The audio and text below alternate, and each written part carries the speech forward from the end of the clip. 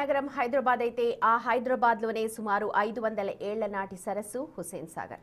అలాంటి వందల ఏళ్ల నాటి చరిత్ర గల సరస్సు మానవ నిర్మిత అద్భుత జల భాండాగారం. సరిగ్గా అదే సమయంలో మనిషి విధ్వంసం చేసిన అతిపెద్ద చెరువు కూడా ఇదే. జంట నగరాలను కలుపుతోన్న హుస్సేన్ సాగర్ మరి ఎందుకు ఇలా పాడైపోయింది? ప్రస్తుతం హుస్సేన్ సాగర్ సిచ్యువేషన్ ఏంటి? హుస్సేన్ సాగర్ ఈ కాలుష్యం నుంచి బయటపడాలంటే ఏం చేయాలి మనం అందరం? హెచ్ఎండిఏ ఎంత ఖర్చు చేస్తోంది ప్రస్తుతం? దాని ఫలితం మరి ఏమైనా కనిపిస్తోందా? పూర్తి డీటెయిల్స్ మా ప్రతినిధి శ్రవణ్ అందిస్తారు.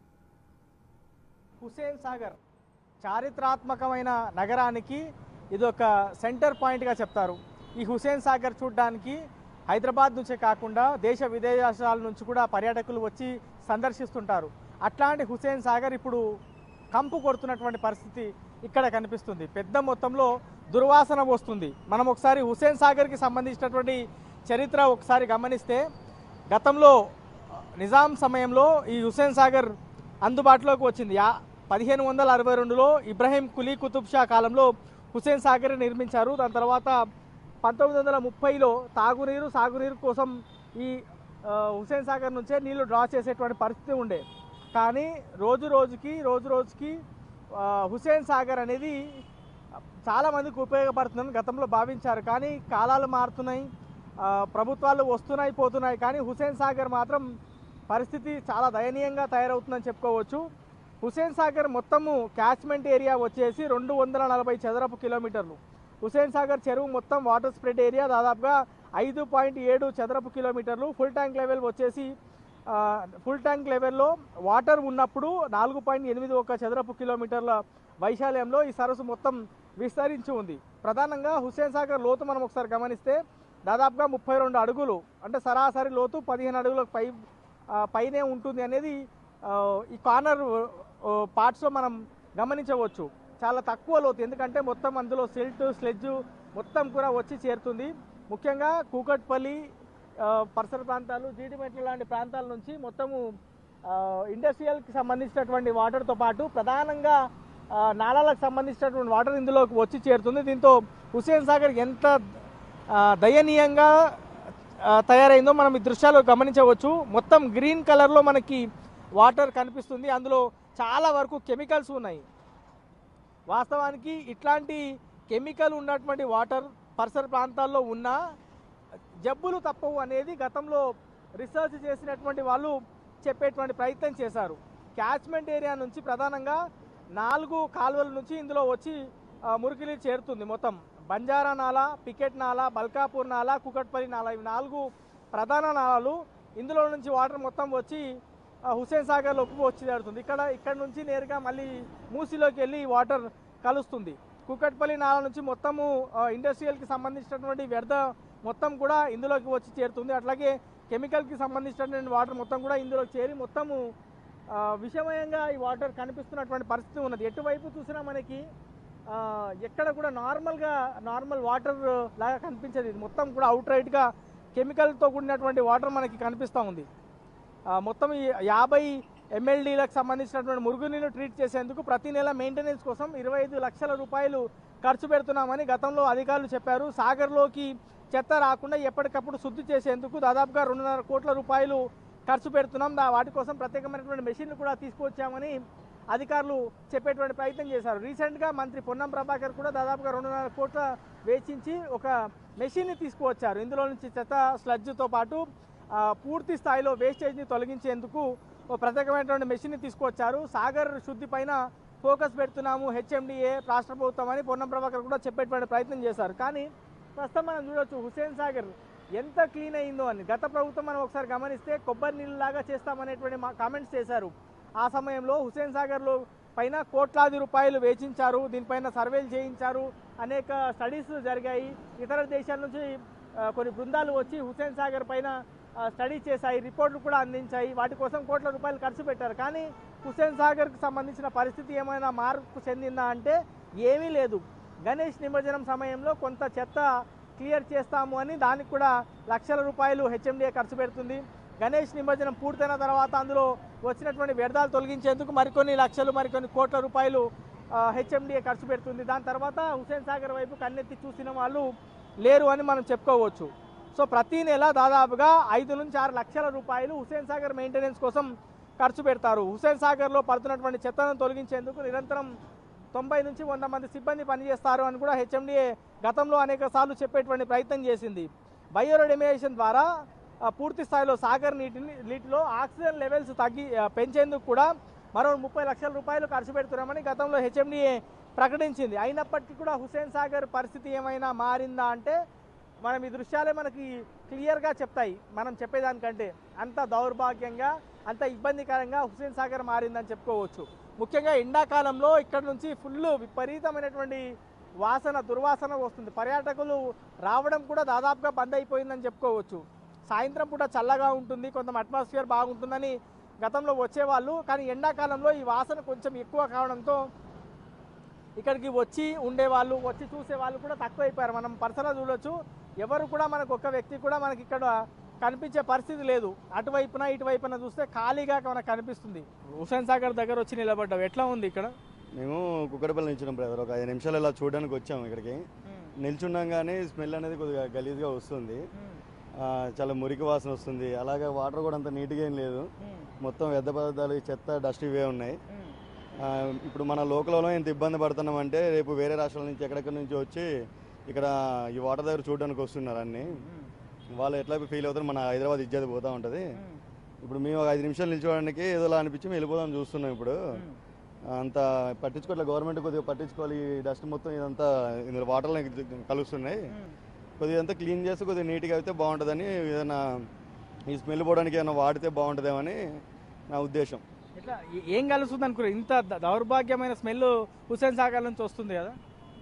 మన మురికి వాటర్ మొత్తం ఇందులోకే షిఫ్ట్ అవుతున్నాయి. ఇక్కడ నుంచి వేరే సైడ్ అయినా పోవడానికి డైవర్ట్ చేస్తే కొద్దిగా నీట్గా అయితే బాగుంటుంది. కానీ లేకపోతే ఈ మురికి పోవడానికైనా దీంట్లో కెమికల్స్ ఏమైనా కలిపి కొద్దిగా శుద్ధపరిస్తే బాగుంటుందని అనుకుంటాను. ప్రజెంట్ జస్ట్ ఇక్కడ రోడ్డు మీద నిల్చుంటే స్మెల్ మొత్తం దారుణంగా వస్తుంది. వాటర్ దగ్గర రాకముందునే ఇక్కడికి వస్తే ఇంకెక్కువ వస్తుంది. ఇక వెళ్ళిపోదామని అనుకుంటాను ఈ స్మెల్ భరించలేక. ఇక్కడ మొత్తం పర్యాటకులు కూడా ఏం కనబడతలేదు. నార్మల్గా అయితే ఈవినింగ్ టైం అయితే ఫుల్ పర్యాటకులు వస్తారు కదా. అసలు నార్మల్గా చాలా ఎక్కువ మంది ఉంటారు, బట్ ఈరోజు ఎవరు లేరు కూడా. అంత స్మెల్ వస్తే ఎవరు ఉంటారండి, మనమే ఉండలేకపోతున్నాం లోకల్ వాళ్ళ.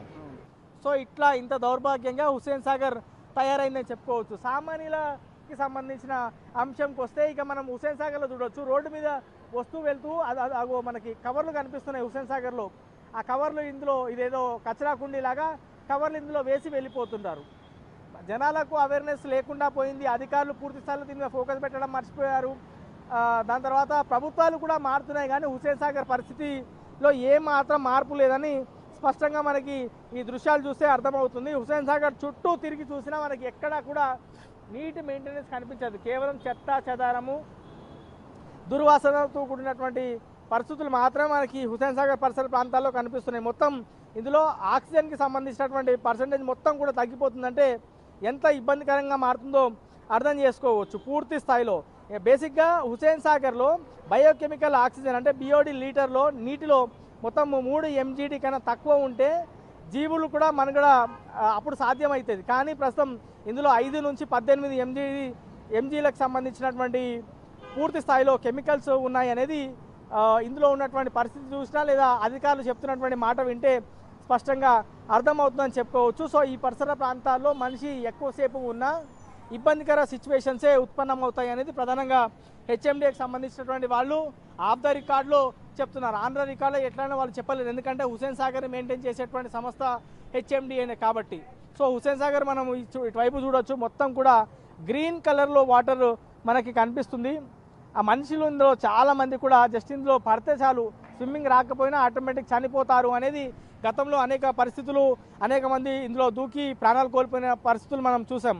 సో ఓవరాల్గా హుస్సేన్ సాగర్ అనేది ప్రస్తుతం పెద్ద మొత్తంలో కంపు కొడుతుంది. ఎటు చూసినా చెత్తా చెదారంతో కూడినటువంటి హుస్సేన్ సాగరే మనకి కనిపిస్తుంది. మనం అటువైపున కొంచెం ముందు గమనిస్తే చాలా వరకు చెత్త మనకు కనిపిస్తుంది. దూరం నుంచి చూస్తే హుస్సేన్ సాగర్ ఇంత అందంగా ఉన్నట్లు కనిపిస్తుంది, కానీ ఒక్కసారి దగ్గరికి వచ్చి చూసినా హుస్సేన్ సాగర్ పక్కన నిలబడ్డా ఎంత విపరీతమైనటువంటి డేంజరస్ స్మెల్ వస్తుంది అనేది అర్థమవుతుంది. ఖచ్చితంగా ఇక్కడ వచ్చి నిలబడుతున్నాము అంటే ముక్కు మూసుకొని వెళ్ళే పరిస్థితులే, అట్లాంటి దృశ్యాలే మనకి కనిపిస్తున్నాయి. సో హుస్సేన్ సాగర్ మీద ప్రభుత్వాలు సీరియస్గా దృష్టి పెట్టాల్సినటువంటి అవసరం ఉంటుంది. వర్షాకాలంలో ఇందులో ఫుల్ ట్యాంక్ లెవెల్ వరకు నీళ్లు చేరుకుంటున్నాయి, వాటర్ని కిందికి వదులుతున్నాము, హుస్సేన్ సాగర్ పైన ప్రత్యేక ఫోకస్ పెట్టామని చెప్తున్నారు. కానీ హుస్సేన్ సాగర్లో ఈ హుస్సేన్ సాగర్ పూర్తిస్థాయిలో శుద్ధి చేసేందుకు లేదా ఇందులో ఉన్నటువంటి స్లడ్జ్ను తొలగించేందుకు పూర్తిస్థాయిలో నాలాకు సంబంధించినటువంటి డైవర్షన్స్ సరిగా చేయకపోవడంతో మొత్తం ఎక్కడికక్కడ చెత్తా చెదారం దుర్వాసనతో హుస్సేన్ సాగర్ దర్శనం ఇస్తుంది.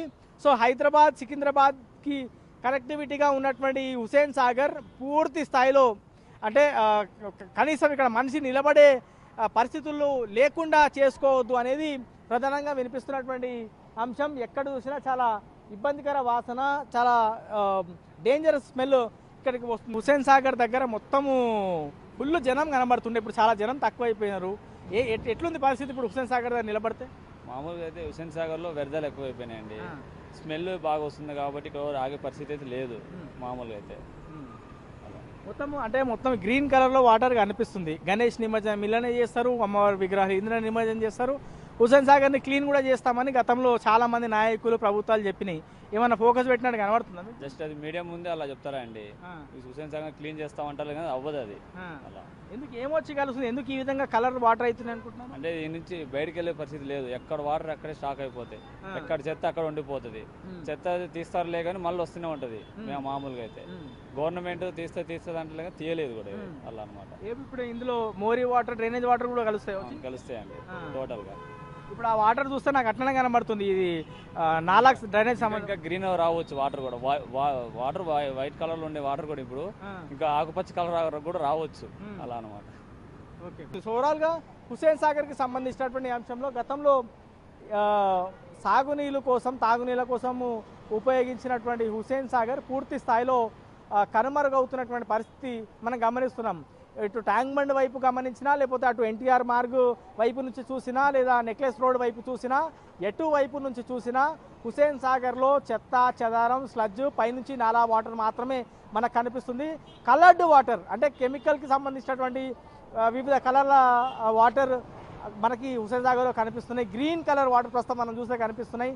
ఇట్లాంటి కలర్డ్ వాటర్ మాత్రమే మనకి ఇందులో కనిపిస్తున్నాయి. ఇవన్నీ రాబోయే రోజుల్లో అయినా సరే దీనిపైన ప్రత్యేక దృష్టి పెడితే హుస్సేన్ సాగర్ కొంత ఇక్కడ హుస్సేన్ సాగర్ పక్కన నిలబడి ప్రశాంతంగా పర్యాటకులు ఫోటోలు దిగేందుకో లేదా చూసేందుకో ఉపయోగపడుతుంది. లేదా రాబోయే రోజుల్లో పర్యాటకులకు సంబంధించిన సంఖ్య చాలా వరకు తగ్గిపోయేటువంటి అవకాశం ఉంది. హైదరాబాద్ అనగానే చార్మినార్, హుస్సేన్ సాగర్, బిర్లా మందిర్, మక్కా మస్జిద్ ఇట్లా గుర్తొస్తాయి. రాబోయే రోజుల్లో హుస్సేన్ సాగర్ ఈ లిస్టులో నుంచి పక్కకి జరిగిపోయేటువంటి పరిస్థితి తీసుకురావద్దు అని హైదరాబాద్ నగరవాసులతో పాటు నేచర్ లవర్స్ అందరూ కోరుతున్నారు. మరి ఈ హుస్సేన్ సాగర్ పైన ప్రభుత్వాలు ఎంతమైనా దృష్టి పెడతాయని చూడాల్సి ఉంది. ఇప్పుడు వార్తల్లో ప్రధానంగా రావడానికి కారణం హుస్సేన్ సాగర్ దగ్గర నుంచి వెళ్తున్నా ముక్కు మూసుకొని వెళ్లాల్సినటువంటి సిచ్యువేషన్ ఉంది కాబట్టి ఇక్కడ ఉన్నటువంటి పరిస్థితి నేను ప్రజలకు, ప్రభుత్వం దృష్టికి తీసుకురాదలుచుకున్నా. సో ఇక మీదట హుస్సేన్ సాగర్ మీద ప్రభుత్వం ఎంత మేర దృష్టి పెడతాయనేది చూడాల్సి ఉంది. ఇది ఓవరాల్గా దుర్బంధంగా మారినటువంటి హుస్సేన్ సాగర్కి సంబంధించినటువంటి పూర్తి అప్డేట్. కెమెరామెన్ వినోద్తో శ్రవణ్, బిగ్ టీవీ, హుస్సేన్ సాగర్ దగ్గర.